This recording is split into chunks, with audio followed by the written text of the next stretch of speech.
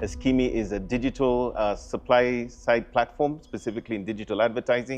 We didn't launch Eskimi. We launched a solution. Now that legacy is following us around. The truth is, every meeting I walk into, I'll say, "What do you know about us?" You're the programmatic guys. Technology has become very commoditized.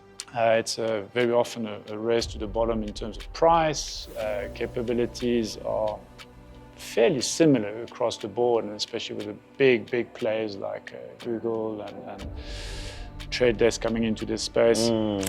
Visibility as a marketing director within, say, a bank that wants to see their own ads on their preferred website. While the campaign is geared at 25-year-old females that maybe have a Samsung Galaxy A3.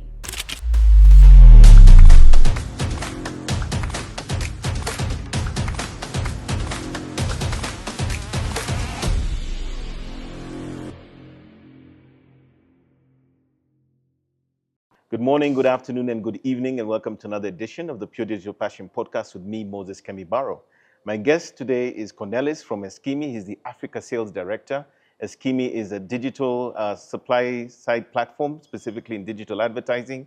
And Cornelis basically takes care of the entire continent. And he's going to tell us a little bit more about what Eskimi is doing here today. They're in Nairobi, specifically to launch their Don't Be Boring campaign with all the advertising agencies, brands, and other stakeholders. And really, we're going to take a deep dive into understanding what Eskimi is doing across the African continent, and more importantly, the thing that they're launching today in terms of their capabilities, their platform evolution, and what we can expect going forward. Thank you for joining us, Cornelis. Thank you, Moses. It's a privilege. Yeah, so Cornelis, tell us a little about yourself and your background. You told me earlier that you have an Africa, history. You were born here, if I'm not wrong. So yes, I was born in Côte d'Ivoire, Abidjan. My parents met there in the early 70s. And then at the age of 14, we moved to Europe. So you lived for a fair bit in Côte d'Ivoire, yes. So I grew up in French. Then my father forgot a small thing. It was to teach us Dutch. Oh, really? And we moved to the Netherlands, and I arrived at school armed with a yes and a no. Oh, wow. Which was quite a transformative period for me in my life. I learned a lot about adaptability. Okay. And I think it was actually a topic we discussed in Nigeria 2 days ago, and kind of what could I share with the audience. And I think adaptability is a good word. And then in 1997, moved to South Africa, Cape Town, to study. And I fell in love with the country. Did you go to UCT, or where did you go? I did indeed. The famous UCT. I did indeed. I couldn't believe it when I arrived. I was like, this is... And Table Mountain looming behind heaven on earth. I'm a windsurfer. I love nature, so a lot of positives there. So the last, 27 years in South Africa. I've worked in many industries. I've spent 6 years in logistics. I think that's where my attention to detail comes from. You'll be probably surprised that I studied zoology and oceanography. No way. Yes. Man of the ocean. Yes, absolutely. And in 2008, by a stroke of luck, ended up in marketing. I went to join a friend of mine that you're probably familiar with, Adrian Hewlett. Maybe. Started Habari Media. Yes, of course. Yeah, Habari Media, most definitely. Yeah, I think we've met before, for sure. So I spent 7 years with Habari Media, and then I spent 7 years with Dynamo. It comes back to me. Cornelis, you and I have spoken before. We've actually met before, if I'm not wrong, virtually. Possibly. Yes. Possibly. I remember now. Comes back to me. So, that has been my journey. And about 2.5 years ago, I joined Eskimi, initially to actually launch South Africa. We never had South Africans in South Africa. And more recently, as of mid last year, Vitas asked me to take on Africa because I had some experience, obviously, over the years.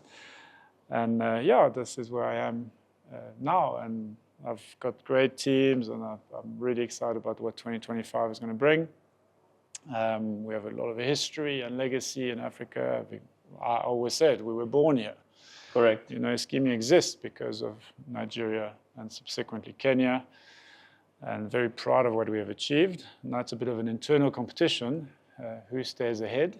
So we have some work to do ourselves to stay ahead of the different regions like Europe and Asia, and they're hot on our heels, but this is why I'm encouraging the team to pick up and we're relaunching and really get some energy back into the system and hopefully do great things. Now, this is so interesting because now that I'm recollecting who you are, and I do believe we've had some conversations, I think around the COVID time.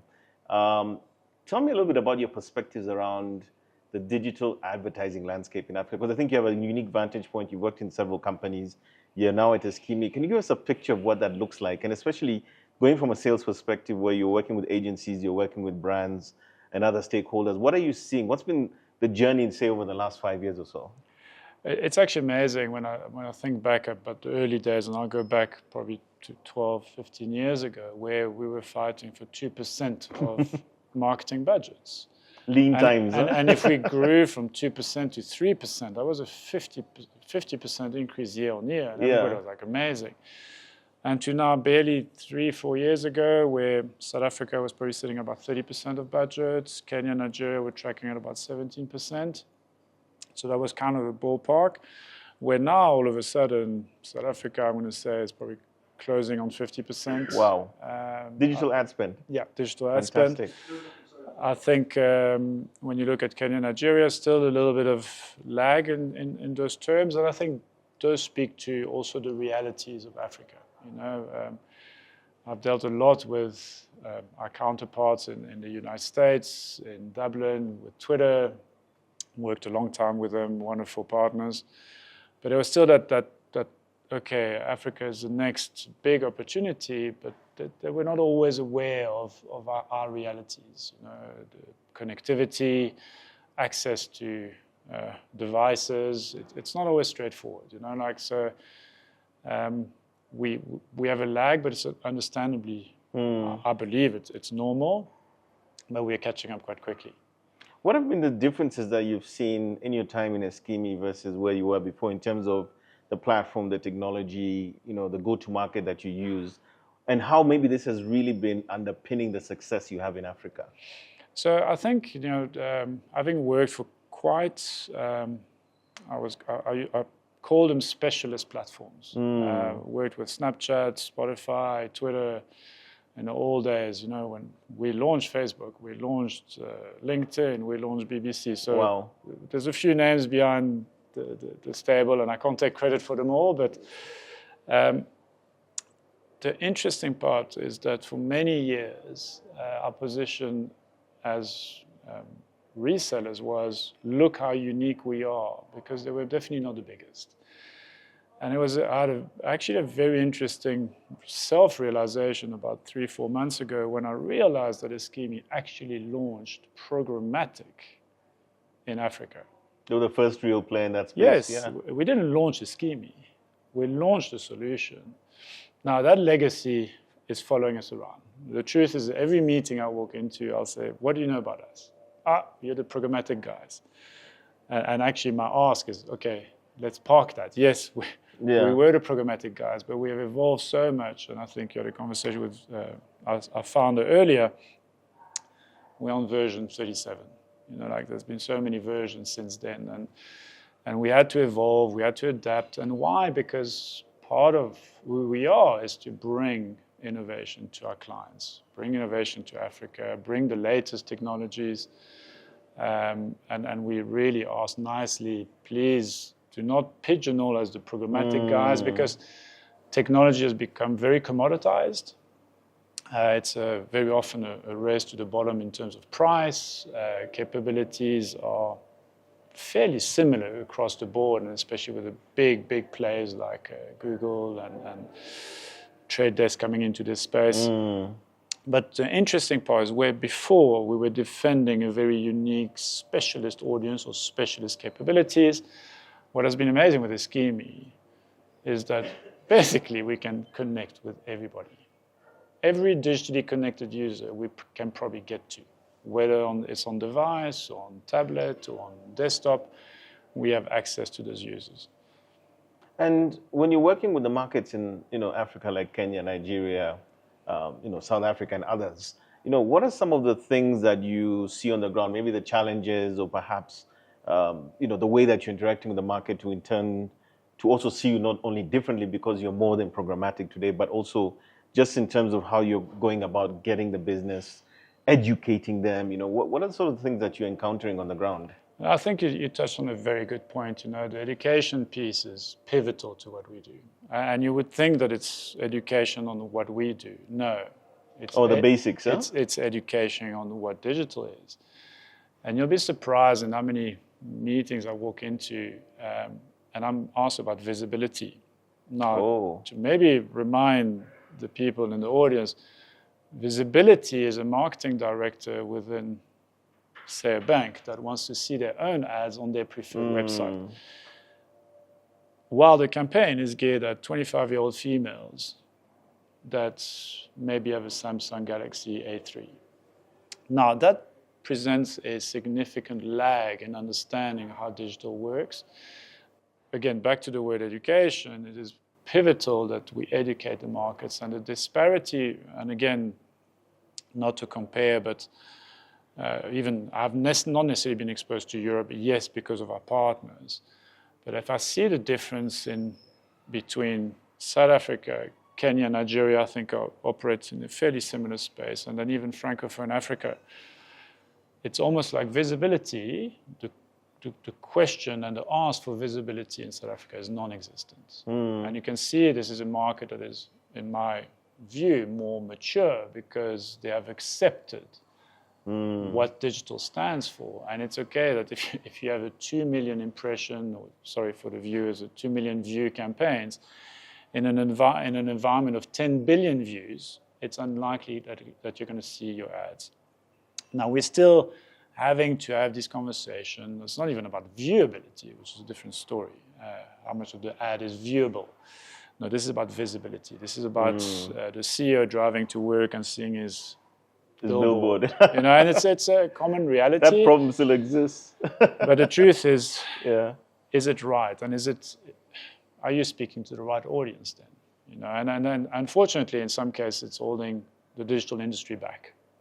And I speak to many young digital marketers who have to convince their bosses, and I feel sorry for them because it's a hard sell. Like, I don't see my ads. I didn't see my ads. Like, what's going on? Did this campaign even run? Well, and I appreciate that probably 10 years ago there was probably some fraudulent activities and campaign might not have run. Those days are gone. The third-party verification tool will tell you exactly who saw the ads and if the ads were seen or not. Another actually very good example is, we saw our ads on the Mail and Guardian.co.uk. Obviously, a UK property, and the client is challenging and says, my ads are flighting outside of our territory. I said, no, Mr. Client, your ads are seen by Kenyans who go to the Daily Mail every day to read some news. And because it's audience targeting, right? Exactly. It's exactly that. So these are the elements that we're still grappling with. I think, I'm going to say Europe, America, very much more settled in the fact that, okay, this is working. And I think there's still an element of mistrust. And this is where the gap sits and where we have a big role to play to educate, guide, convince, give comfort and trust that it works. But I guess the young digital marketers that I spoke about are the ones that also have to do the education to their senior levels. So all fun and games. Yeah, and again, of course, the buying that ultimately is the budgets, that ultimately is the impact. Exactly. I'm really curious to hear this from you because I think you have a unique vantage point around specific markets. And because I've been, in the digital advertising space, selling ads and stuff within the continent, for me, I've always felt that the most digitally progressive markets in sub-Saharan Africa are clearly Nigeria, Kenya, and South Africa. Yeah. Now, South Africa sometimes I feel is just years ahead of, say, Nigeria and Kenya. But are there any specific nuances from an Eskimi perspective that you see towards each of those markets? And maybe for purpose of this conversation, it would be nice to hear for our audience, especially the Kenyans who are watching this. What are the things that are happening? What are you seeing around, say, the Kenyan perspective, maybe the Nigerian and South African? I think you have a very unique place to see all that. what is quite unique is that we're living in very diverse markets. And I think many fail to realize on how diverse Africa is, how diverse Kenya is within Kenya, and even Nigeria. I mean, you will know. And it's not a one rule fits all. And that's where you need that ability to adapt and to be relevant locally. And we are very proud, and it's always been part of our, again, mandate is to be locally relevant. And this is why we've got teams on the ground here. We've got teams in South Africa. What always amazes me in Kenya especially is on how well connected our people are to what's happening in Kenya. And I hate to admit it, I'm not as au fait as I could be in terms of news. But these guys who are actually managing the work are like, no, we know exactly what's happening from a political point of view, from an economical point of view. We know where the pressures are in the environment, and this is why I think it's very important to be able to tap into that local relevance and have people that understand the market, that actually do the work. Sadly, many people outside Africa, and this is why, again, with an Eskimi, we adapt to local. We can look at local laws and regulations and say, we can do this, but we can't do that. Where by default, when you look at the very big players, they're like, okay, it's one rule fits all. Africa seems to be a country, and it's a bit sad, and they don't even have a clue about the nuances that we are dealing with on a day-to-day basis. Just Nigeria is probably one of the most complex countries in the world in terms of different cultures, languages, religious factor. Yeah. Coming from Côte d'Ivoire, little anecdote is that the president at the time, Félix Houphouët-Boigny, might not have been the perfect human, but what he was able to keep peace within all the ethnicity that Côte d'Ivoire was exposed to. And for many, many years, he kept everybody around the table, and there were conversations happening. And that's why Côte d'Ivoire grew so well under his soft regime, I'm going to call it.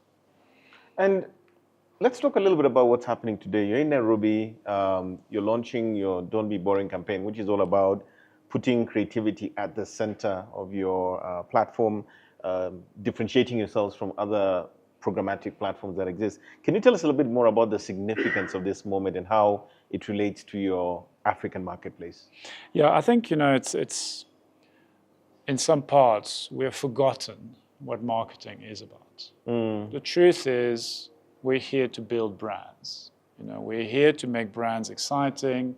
If you're trying to sell me your brand, you've got to give me a reason to believe that I want to be associated with your brand. Now, what has happened in the last, I think, half a decade, 5 years, it's all about price point. So price and product have a role to play, absolutely. But it seems that everything is about price point right now. There's no reason for me to believe that I want to join a specific bank. Why? Why should I join them? Especially when it's so commoditized now. It's so commoditized. I want to join that bank because of values, because of what that bank makes me feel about their core identity. And I'm amazed that, and I'll take an anecdote, and this is as recent as early last year. One of the banks in South Africa said, cool, we have realized the error in our ways. We have overinvested in lower funnel marketing. The funnel is running dry, so we need to go back into awareness. I said, perfect. We are positioned to that awareness piece. We make stuff exciting. We want people to believe in your brand. We want you not to be boring. And a month later, the person contacts me and says, I'm really sorry, our budget got redirected to lower funnel because we had hired 10 telesales people too many. For me, it was like, okay, this is like completely upside down. This is now operational requirements driving the brand's marketing investment. It was the craziest thing I've heard in my 15 years in marketing. And I was like, you guys have lost the plot here. This is not how marketing is about. And I was amazed on how the short term, and I think it was spoken about earlier, is now dictating the brand image, the brand core beliefs. I was in a meeting 2 days ago in Lagos, and again I was asking, like, what is your 3 to 5 year view on your brand? What do you stand for? We want signups. I was like, and those are hard ones, and that's why we need to go back to the basics of what is marketing about? What are we here to do?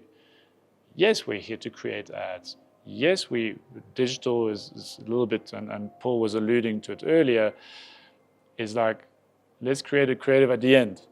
Let's do the targeting first, who do we want to reach, and then fit some creative. No, at the core, what attracts to the consumer is your value proposition, is what do you stand for? And that's where the creativity comes in. Start with that.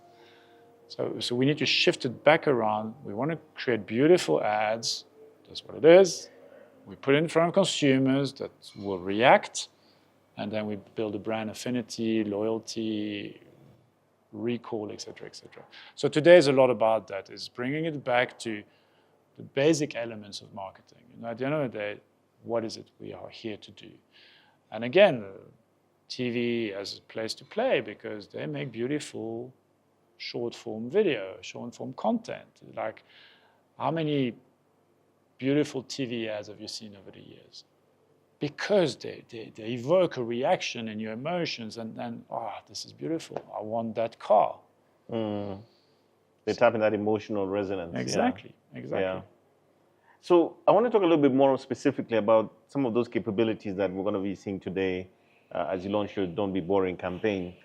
I know and I've heard that one of the things, because I've also worked in the digital advertising space before, is historically it was just about placements.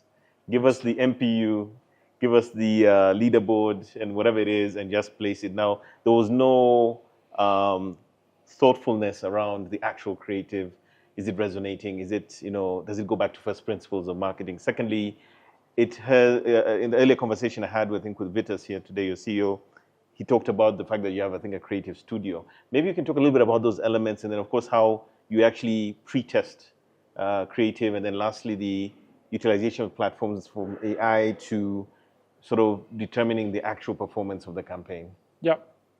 So, and exactly one of the things we'll touch on today, it's going back to those basics, is to say, we know, for example, attention drives better engagement, okay? And we know that engagement drives better loyalty to the brand, okay? So these are kind of pillars that we're going to showcase and say, if you do this, the outcome will be that, and in the end, there's going to be a better brand recall, emotional ties, brand advocacy, and it's to then, together with technology, now proving that those concepts actually work.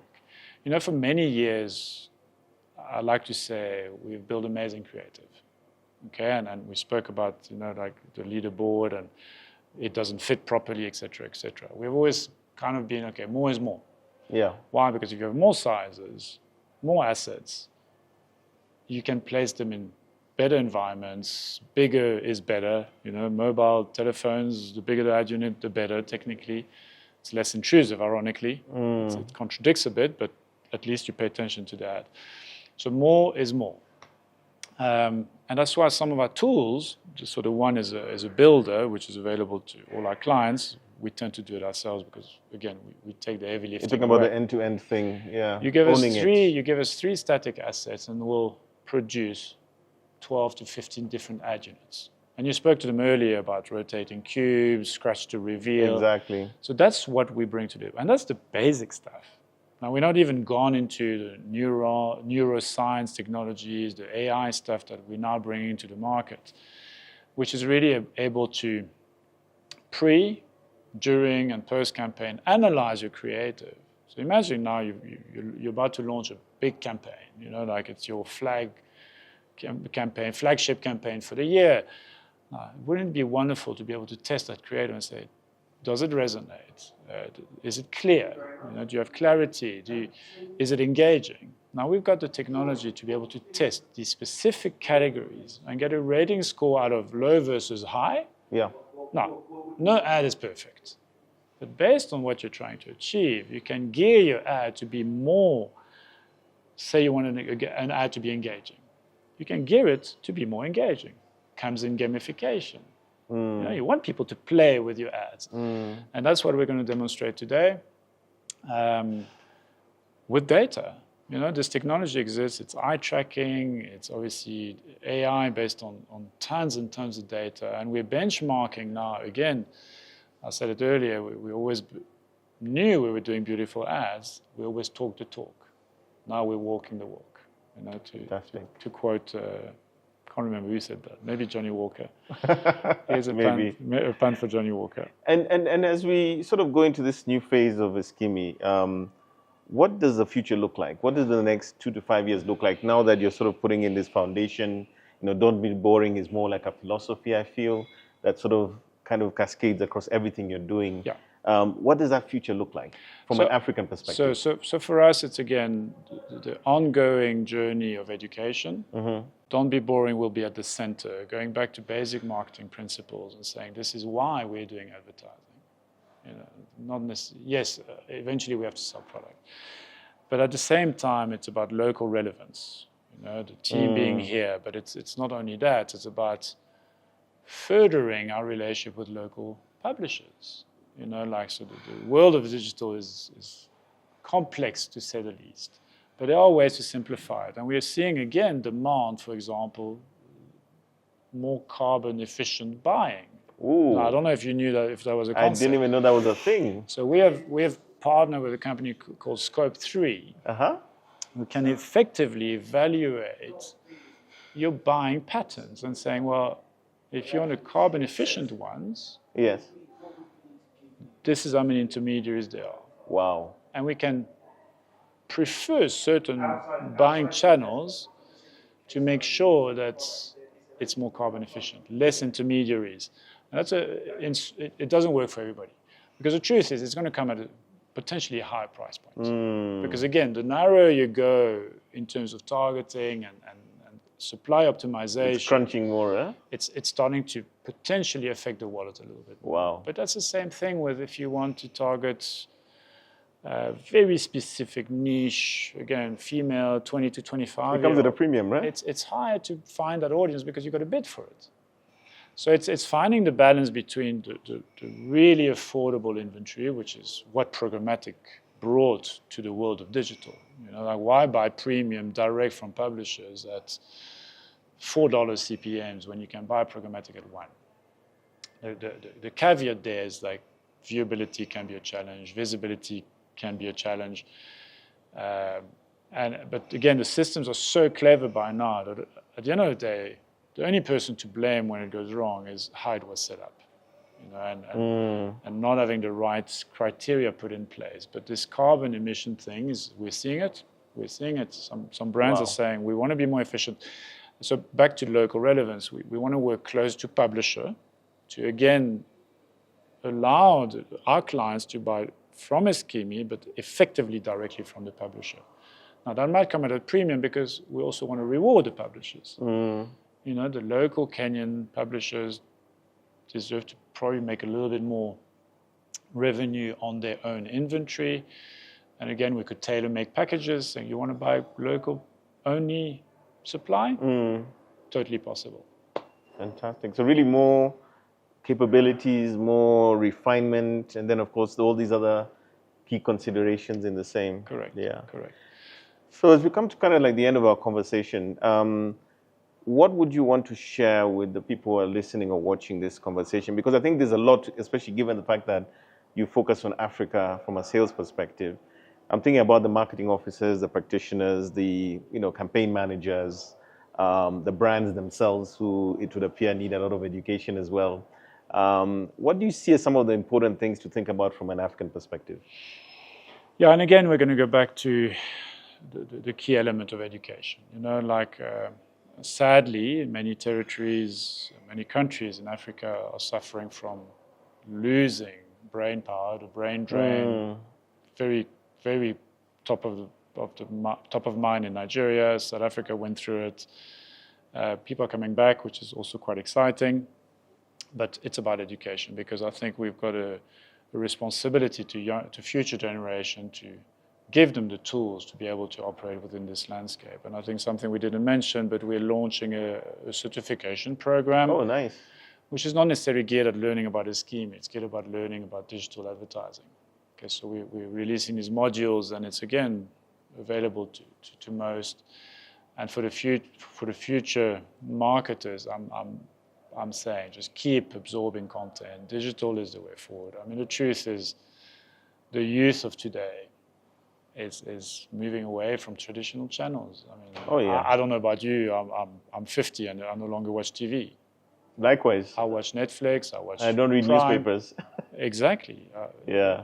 This is it. You know, the media consumption, is all on your mobile phone. It's completely changed, and I think this is where the older generation, and I've been, I guess, in the digital space now for almost 20 years, so I've been close enough to the action to realize that the visibility concept no longer works. Mm-hmm. Because where's the next customer going to come from? Yeah. No, it's the 18-year-old on the street right now, or the 22-year-old. My daughter is 11. She doesn't even know what free-to-air TV is.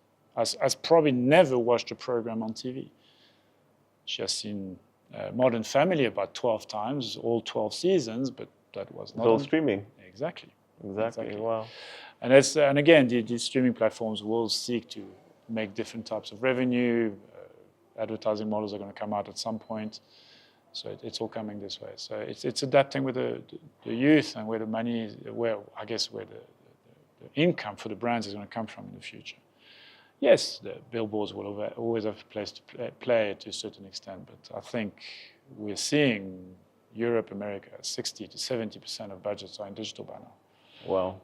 So it can only get better for Africa, so to speak. Absolutely. Yeah. Cornelis, thank you so much for your conversation and the insights that you've shared. Also wishing you all the best with your launch later today. We will see how we can make sure brands are no longer boring. Don't be boring through your campaign. But more importantly, I think looking at the evolution of Eskimi, the last 15 odd years, and more importantly, this moment in time where you're moving away from being seen or understood as just being programmatic in Africa, but really that you have created a platform that considers all the aspects to deliver effective campaigns within this environment. Absolutely. So thank you so much once again, and we look forward to hopefully having you on the podcast again. Thank you very much for your time, Moses. I appreciate it. So there you have it from Cornelis, the Africa Sales Director at Eskimi, a demand-side platform that provides digital advertising globally in over 45 markets, but more importantly, very, very endemic and successful in Africa. And more importantly, in Kenya today, they're going to be launching their Don't Be Boring campaign. And we wish them all the best. And once again, to our audience, thank you so much for joining us. We'll catch you in the next one.